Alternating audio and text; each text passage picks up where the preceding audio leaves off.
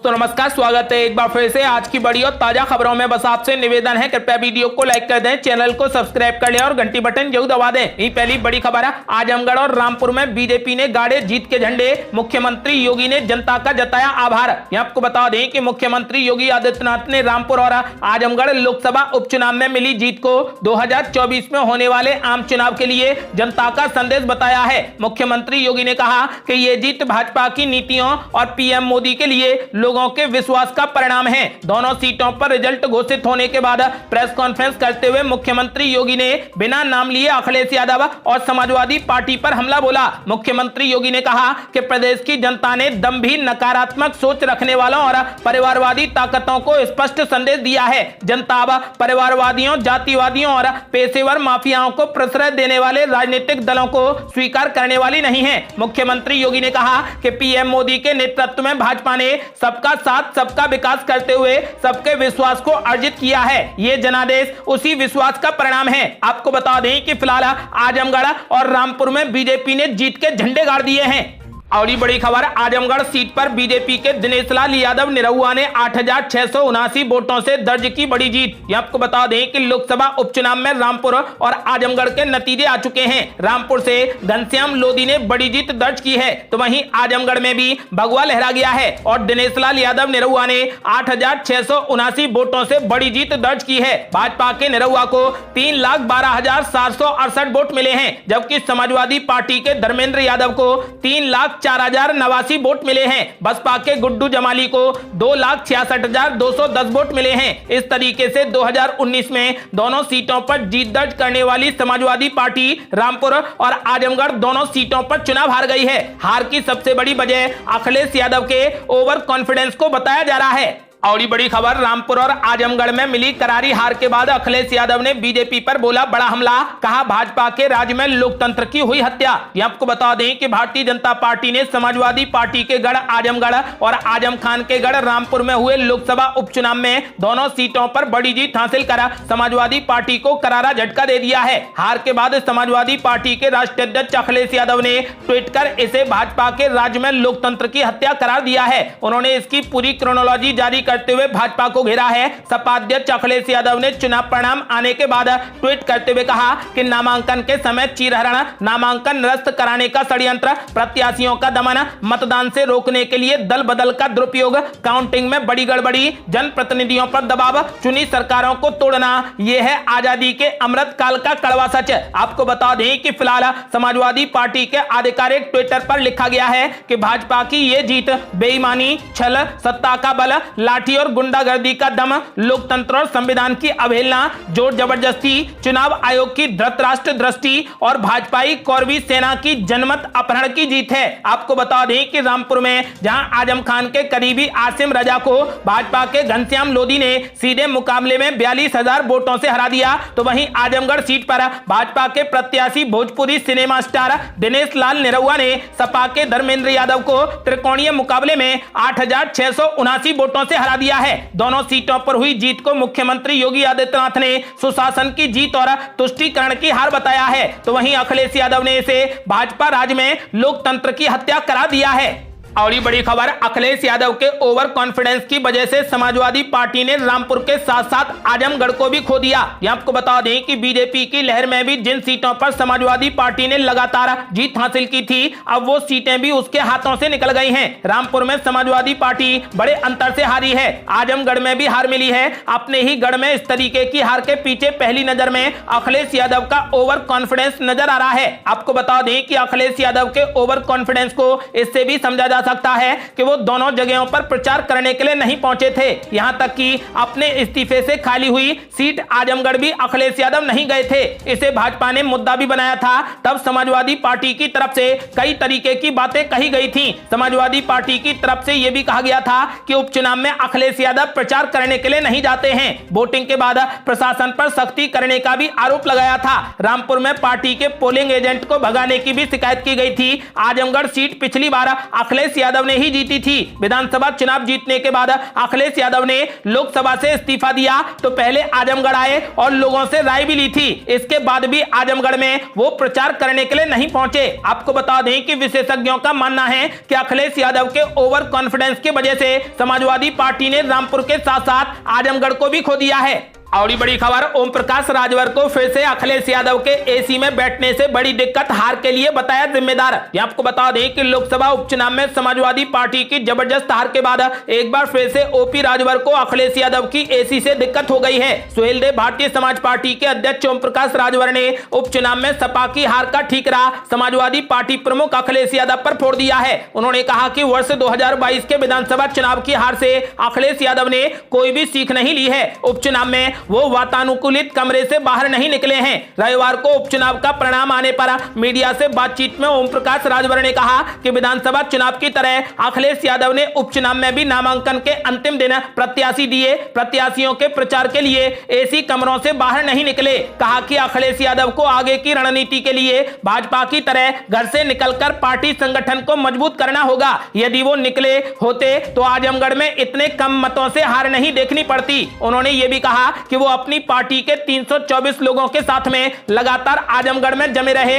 यदि उन्होंने 12 दिन समय नहीं दिया होता तो आजमगढ़ में लाखों वोटों से हार का मुंह देखना पड़ता। आपको बता दें कि फिलहाल ओम प्रकाश राजभर ने अखिलेश यादव पर सीधा हमला बोला है और अखिलेश यादव को इस हार के लिए जिम्मेदार ठहराया है। उन्होंने साफ कर दिया है कि यदि अखिलेश यादव एसी कमरों से बाहर नहीं निकलेंगे तो इसी तरीके से हार का मुंह देखना पड़ेगा। और बड़ी खबर, रामपुर लोकसभा उपचुनाव में मिली करारी हार पर आजम खान ने बीजेपी पर बोला बड़ा हमला। कहा जीत को हार में बदला गया। आपको बता दें कि रामपुर लोकसभा सीट पर हुए उपचुनाव में भाजपा के उम्मीदवार घनश्याम लोधी ने बड़ा उलटफेर करते हुए बड़ी जीत हासिल की है। उन्होंने अपने निकटतम प्रतिद्वंदी समाजवादी पार्टी के उम्मीदवार आसिम रजा को 42,000 से ज्यादा वोटों से हरा दिया। रामपुर में मिली हार पर समाजवादी पार्टी के वरिष्ठ नेता आजम खान की प्रतिक्रिया भी सामने आई है। आजम खान ने कहा कि जीत को हार में बदला गया है। आजम खान ने कहा कि इसे ना तो चुनाव कह सकते हैं और ना ही चुनावी नतीजे आना कह सकते हैं। 900 वोट के पोलिंग स्टेशन में सिर्फ 6 वोट डाले गए और 500 के पोलिंग स्टेशन में सिर्फ 1 वोट डाला गया। जिस तरीके से वोट डाले गए हम अपने प्रत्याशी की जीत मानते हैं। वहीं आजम खान के बेटे अब्दुल्ला आजम ने कहा कि इस तरीके के चुनाव नहीं होने चाहिए। उन्होंने कहा कि लोकतंत्र पर ठोक तंत्र भारी पड़ रहा है। आपको बता दें कि वहीं घनश्याम लोधी की जीत पर मुख्यमंत्री योगी आदित्यनाथ ने पार्टी कार्यकर्ताओं को बधाई देते हुए मतदाताओं का आभार प्रकट किया है।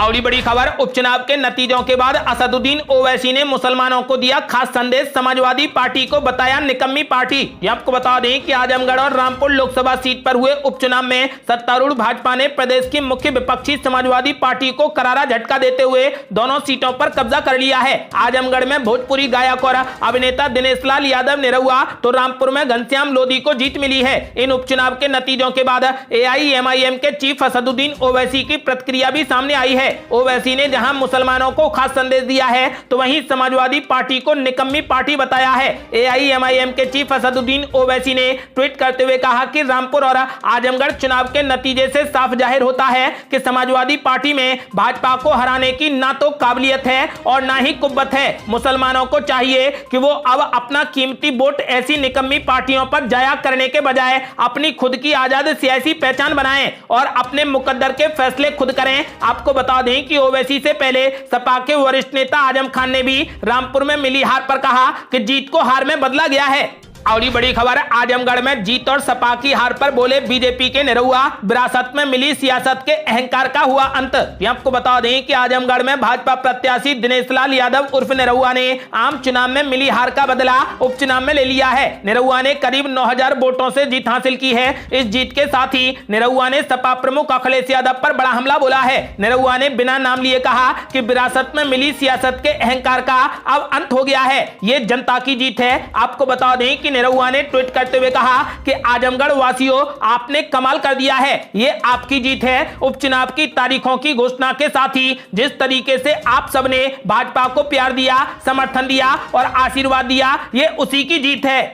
और ये बड़ी खबर 7 विधानसभा और 3 लोकसभा सीटों पर उपचुनाव के घोषित हुए नतीजे। ये आपको बता दें कि चुनाव आयोग ने 7 विधानसभा सीटों और 3 लोकसभा सीटों पर हुए उपचुनाव के परिणाम घोषित कर दिए हैं। बीजेपी ने 3 लोकसभा सीटों में से 2 सीटों पर जीत हासिल की है, तो वहीं 1 सीट श्रोमणी अकाली दल को मिली है। इसके अलावा 7 विधानसभा सीटों में से भाजपा ने 3, कांग्रेस ने 2 और 1-1 सीट आम आदमी पार्टी और वाईएसआर को मिली है। आपको बता दें कि फिलहाल चुनाव परिणाम की बात करें तो आंध्र प्रदेश में सत्ताधारी वाईएसआर ने आत्मा कुमार विधानसभा सीट पर बड़ी जीत हासिल कर ली है। वहीं त्रिपुरा की 4 विधानसभा सीटों पर हुए उपचुनाव में बीजेपी ने 3 और कांग्रेस ने 1 सीट पर जीत दर्ज की है। दिल्ली की राजेंद्र नगर विधानसभा सीट पर हुए उपचुनाव में सत्ताधारी आम आदमी पार्टी के दुर्गेश पाठक ने जीत दर्ज की है। वहीं झारखंड की मांडर विधानसभा सीट पर कांग्रेस की शिल्पी नेहा तिर्की जीती हैं। आपको बता दें कि उन्होंने बीजेपी की गंगोत्री कुजूर को हरा दिया है। इसके अलावा पंजाब की संगरूर लोकसभा सीट पर